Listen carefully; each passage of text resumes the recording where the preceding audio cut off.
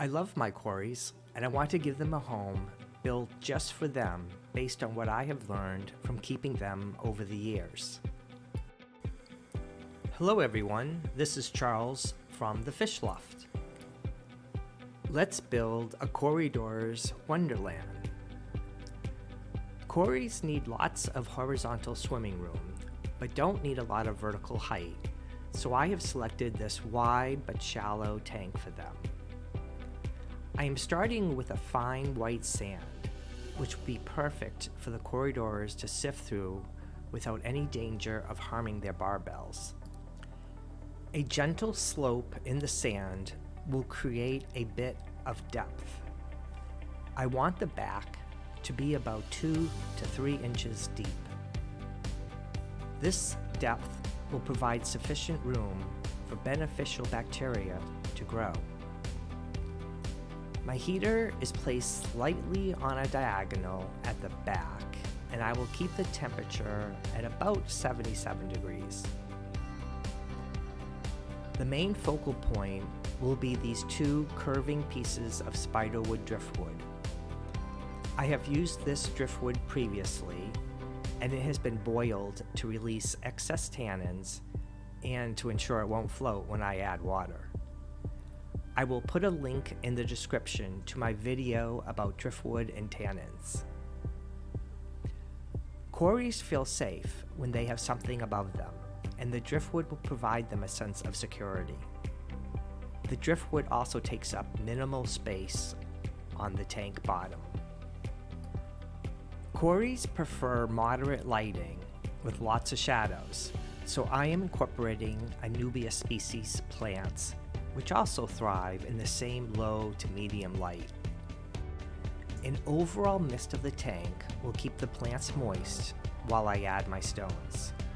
It will also settle the stand when I add water. I am positioning larger stones on the left to hide the heater and one filter.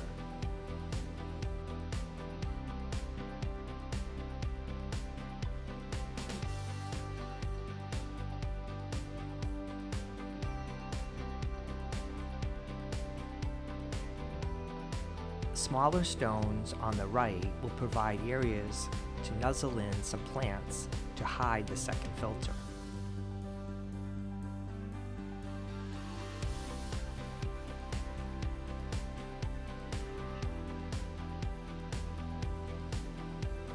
This layout looks good for now.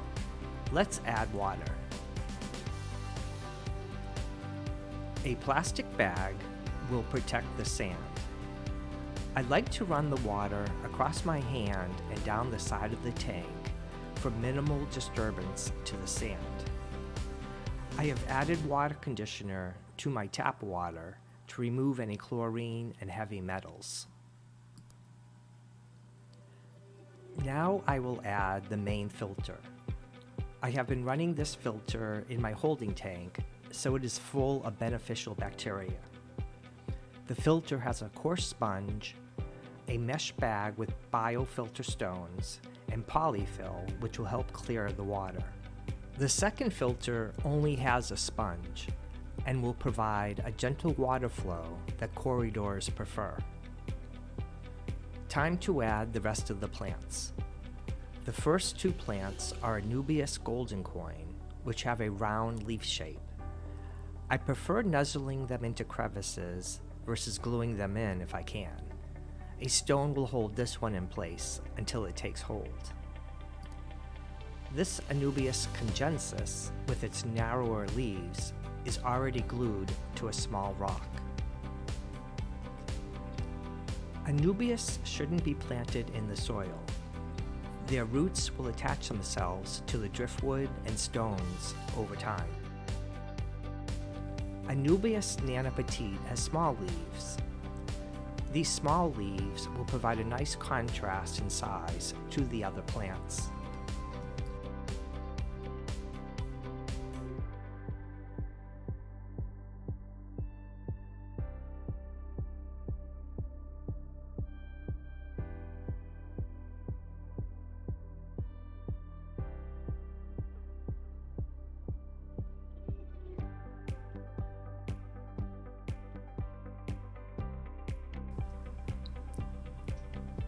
I think the scape needs one more stone on the left to balance the layout, and one more Nubius to hide where the two pieces of driftwood intersect. The Corys, along with an autosynclus and two amanos, have been in a holding tank and are already accustomed to my water parameters, but I will acclimate them as well. First in are two large amanos. Oops, there goes one of the plants. Next in are my Corys, along with one autosynclus.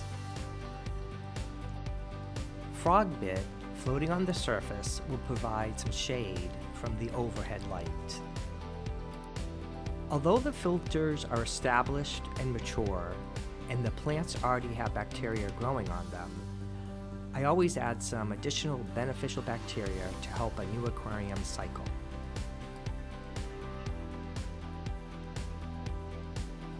The Corys and Auto and Amanos can now settle in. A few days later, the water has cleared up, the plants are starting to get established, and most importantly, the Corys seem to be loving their new quarters.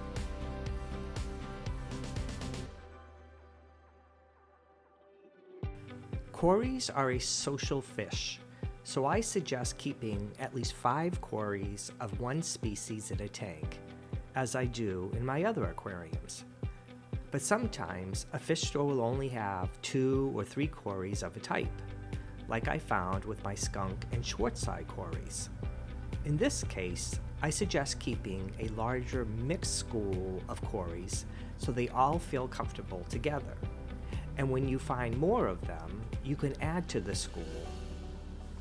In this aquarium, I have a mix of somewhat similar Corys, including Pandas, Juliis, false Bandits, Skunk, Schwartzi, and Pepper Corys. A future video will feature the 15 or so types of Corys I currently keep.